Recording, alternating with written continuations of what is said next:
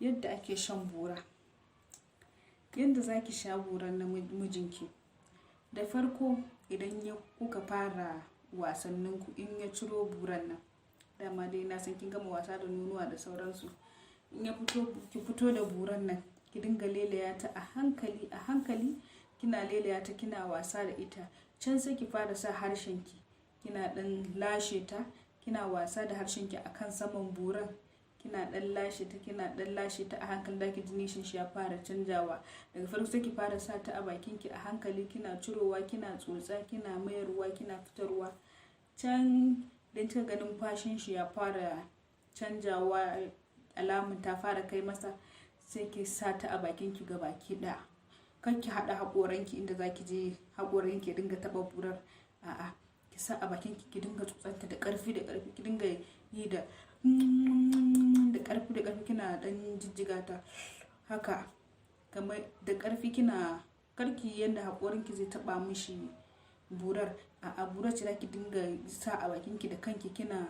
sama da kasa ita kina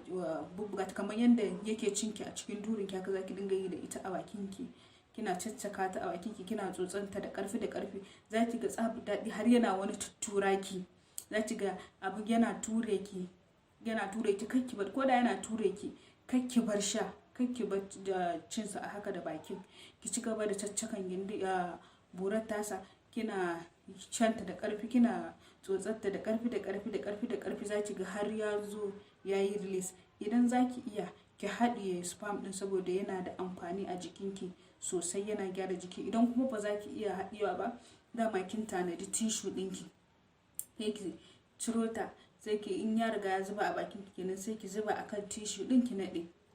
sai ki mai da ita cikin bakinki kina tsotsa a hankali a hankali, da ki ji numfashin shi na sauka a hankali, alamun nutsuwa ta fara zuwa mishi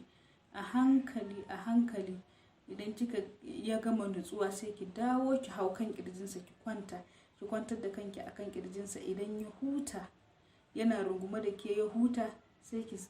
kai bakinki cikin bakinsa ki ci gaba da tsotsa. Idan kuma za ku ci gaba da sha'ani daga nan, sai ku ci gaba. Idan kuma wannan ya gamsar, dan yawanci musamman lokacin da kike period an fi son hakan ya dan fi taimaka musu. To in kuma baki a period kina son ku ci gaba, a caccaki gindi, a ci bura ta shiga cikin gindi, kuma sai a daura daga nan inda aka tsaya.